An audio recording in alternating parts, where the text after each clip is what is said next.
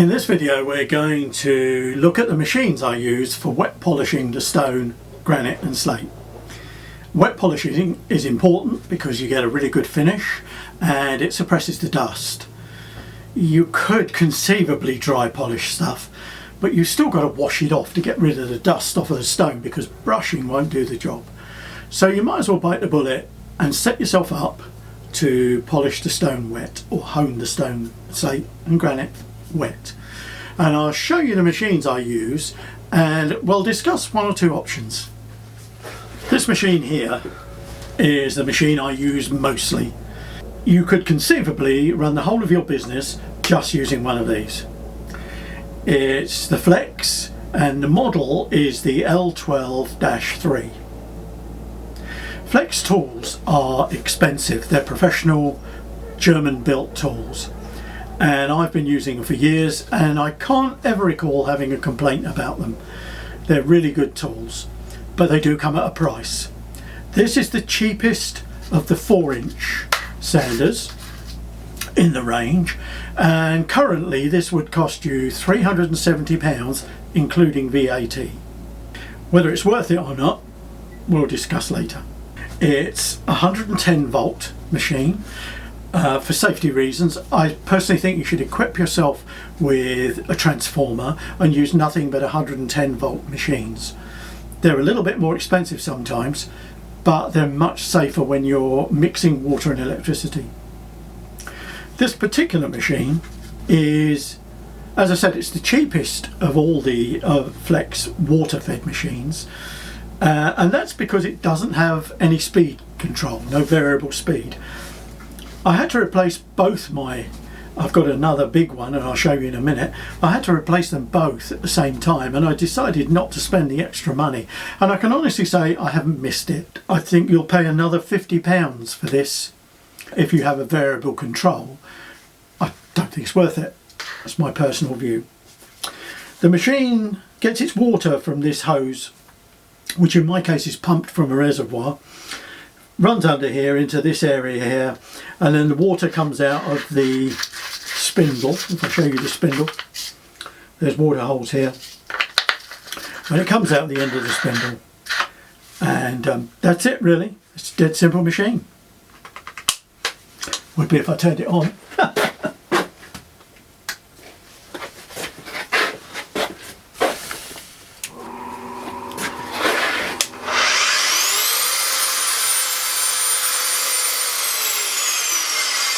That's it. The head itself, there's a spindle lock on the machine, and the pad itself just unscrews and screws. I almost never use a spanner, I just do it by hand. The important trick is to wind that fully up and seat it against the shoulder before using it. If you leave it slightly loose, when you switch the thing on, the thing will spin on and hit that like a rock, and then you'll have to use a spanner and quite a few swear words to get it loose again. The pads, this particular pad is Velcro.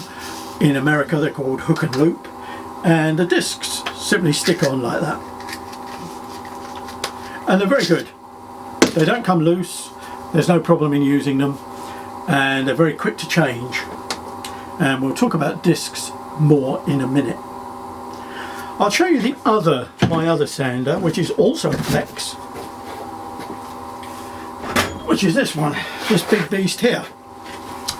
This is the LW1202. It's also 110 volt.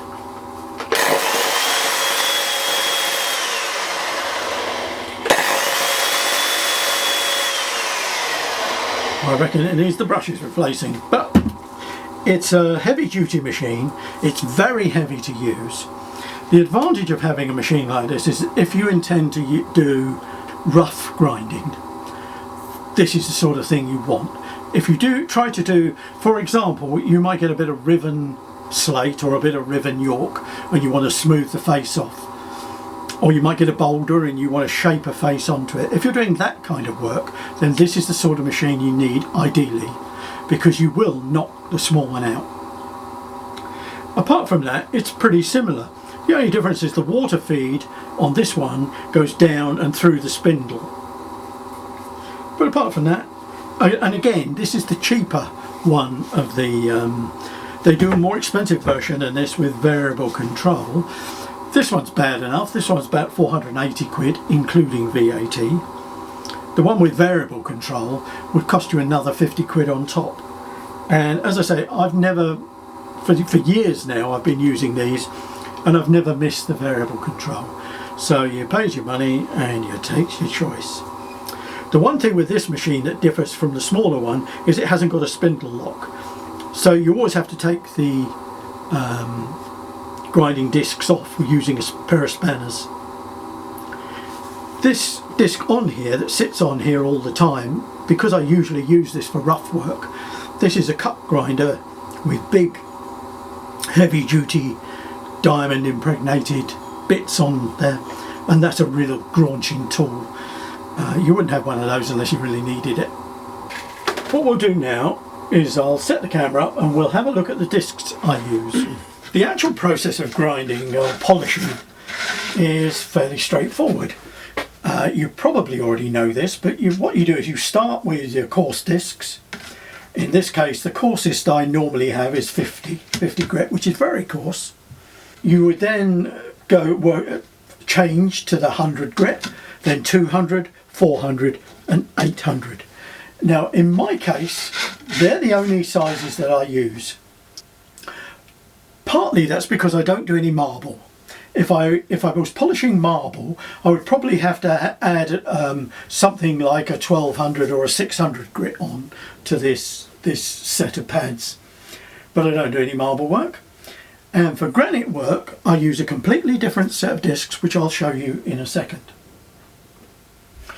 The pads are all hook and loop or Velcro, and they stick on and they stick really well. In practice, the ones I use the most of are the 200 and the 400. I buy those in big chunks. The 50s I only really use for if you've got deep graunchy marks in the stone or whatever, but mostly I use it for at the back of the stone when you're taking a nice chamfer off the back of the stone. And I've got two different types of those. One is the normal resin bonded, and I don't know if you can see that, but it's so coarse that you can actually see the grit glittering in the resin. And the other one is this one, which is a softer type of disc. This is the only one I use in this style of sort of hexagonal pattern of disc, but it is incredibly aggressive and I really love it. They do wear through, but I think they're worth it. I buy them on eBay, by the way. I buy all these discs on eBay. I'll pay for that any day of the week because it just speeds things up. I was saying that all of these stick onto the Velcro and they're really secure and really, I can't ever recall having one come off. With one exception, and the exception is this: it's actually a metal bonded diamond disc. It works exactly the same way. They tend to be very coarse grades, I think. I never use them in anything other than, I think this is probably a 50 or 100, but they're heavier, and if your Velcro is getting a little bit worn, these are the ones that will fly off and scare the life out of you. Now there is an exception to using that set of discs. As I say, I buy all these discs off of eBay except the metal bonded one. However, when it comes to granite or slate, I use a completely different set of discs. It's a 3-part set, and originally they're numbered 1, 2 and 3, and they're made for polishing granite.